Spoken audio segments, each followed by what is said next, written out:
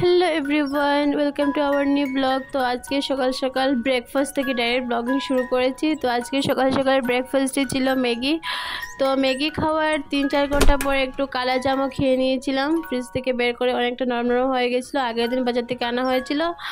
তারপর 12টা-1টার দিকে একটা আইসক্রিমও খেয়ে নিয়েছিলাম, এত বেশি গরম এখানে। তারপর স্নান করে এসে তারপর কড়াইটা বসিয়ে নিয়েছি। কড়াইটা আজকে কি স্পেশাল মেনু আছে তোমরা অবশ্যই ভিডিও দেখো। আজকে বানাবো দই চিকেন। তো দই চিকেন বানানোর জন্য আমি কি ইউজ করি দেখে নাও। তো দই চিকেন বানানোর জন্য প্রথমে আমি কড়াই নিয়ে নিয়েছি। কড়াইয়ের মধ্যে একটু সাদা তেল দিয়ে দিয়েছি। তো আমি খুবই অল্প পরিমাণে তেল দিয়েছি, তোমরা চাইলে আরও বেশিও তেল দিতে পারো। তো অল্প পরিমাণে তেলটা একটু গরম হয়ে যাওয়ার পর আমি আলুটা দিয়ে দিয়েছি। আলুটা দিয়ে ঢাকনা দিয়ে দিয়েছি, নুন হলুদ কিছু দিইনি, একটু সিদ্ধ হয়ে যাওয়ার পর দেবো। তারপর এখানে আমি আগে থেকে মাংস ধুয়ে রেখে স্নানে গিয়েছিলাম, তো এটা বের করে এনে একটু নুন, হলুদ, জিরা পাউডার, ধনে পাউডার, তেল, গোলমরিচের গুঁড়ো আর একটু চিনি দিয়েছিলাম যাতে কালারটা অনেক ভালো আসে। তো তারপরে আমি দইটা দিয়ে ভালো করে মেখে আবার 10 মিনিটের জন্য ফ্রিজে রেখে দিয়েছিলাম। তোমরা চাইলে আধা ঘন্টার জন্য রাখতে পারো। আমার কাছে টাইম অনেকটা শর্ট ছিল, তাই আমি 10 মিনিটের জন্যই শুধু রেখেছিলাম। 10 মিনিটের জন্য রেখে দেওয়ার পর আমি আলুটা দিকে একটু ফ্রাই হয়ে গেছিলো। তারপর এখানে একটু নুন, একটু হলুদ দিয়ে আবার একটু নাড়াচাড়া করে রেখে দিয়েছিলাম ঢাকনা দিয়ে, যাতে একটু ভালো করে সিদ্ধ হয়ে যায়। তারপর আমার চ্যানেলে যারা নতুন, প্লিজ আমার ভিডিওটাকে একটু লাইক করে দেবেন, আর যারা আমার চ্যানেল নতুন প্লিজ আমার চ্যানেলটা একটু সাবস্ক্রাইব করে দেবেন। তারপর এখানে আলুটা হয়ে যাওয়ার পর তারপর এখানে আমি একটু দারচিনি, এলাচি এইসব দিয়ে আর একটু তেজপাতা, লঙ্কা দিয়ে সব পাঁচফোড়ন দিয়ে দিয়েছিলাম। তারপর এখানে পেঁয়াজ কুচি করে টমেটো কেটে দিয়েছিলাম। তোমরা অবশ্য চাইলে এইসব গ্রাইন্ড করেও দিতে পারো টমেটো আর পেঁয়াজটা, তো আমি এসব করিনি, আমি ডাইরেক্ট দিয়ে দিয়েছি তেলে। তো এখানে একটু নুন, হলুদ, জিরা সব মশলা আবার একটু দিয়ে ভালো করে পেঁয়াজ আর টমেটোকে ভালো করে কষিয়ে নিয়েছিলাম যাতে একটু তাড়াতাড়ি সিদ্ধ হয়ে যায়। তারপর একটু ঢাকনা দিয়ে দিয়েছিলাম। তারপর এখানে রসুন আর আদা বেটে রেখেছিলাম, তো ওইটাও দিয়ে দিয়েছি। তারপর একটু ভালো করে কষিয়ে নিয়েছি যাতে গন্ধটা না থাকে।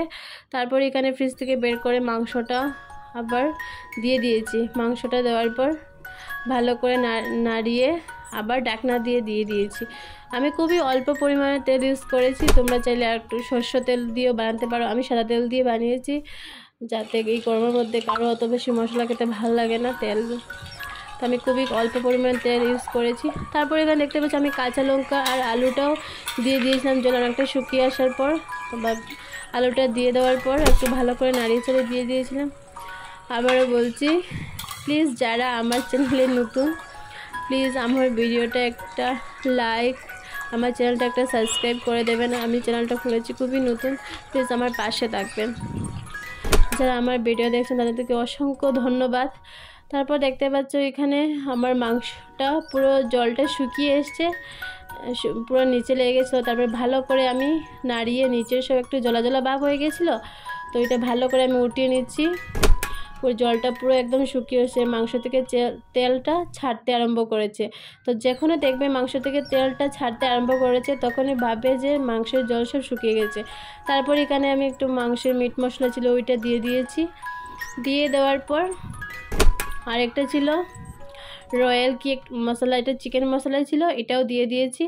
তারপর ভালো করে নাড়িয়ে সাইডে একটু গরম জলও বসিয়ে দিয়েছিলাম। ভালো করে নাড়িয়ে একটু মশলাটা মাংসের গায়ে লাগানোর জন্য একটু গরম জলও করে আমি দিয়ে দিয়েছিলাম যাতে মাংসটা ভালো করে মশলাটাও মাংসের গায়ে ভালো করে লাগে আর মশলা যেন গন্ধ না করে একটা। তারপর এটা দেওয়ার পর স্টিমটা একটু হাই লেভেল করে তারপর আবার ঢাকনা দিয়ে দিয়েছিলাম যাতে সব মশলা মাংসের গায়ে লেগে যায়।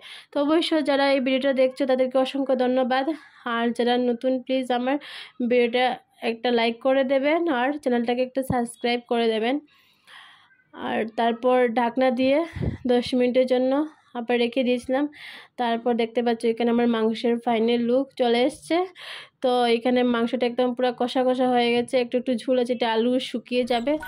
তো এখানে দেখতে পাচ্ছ আমার হয়ে গেছে, আরও 2-3 মিনিটের জন্য একটু রাখবো, তারপরে বাস নামিয়ে নেব।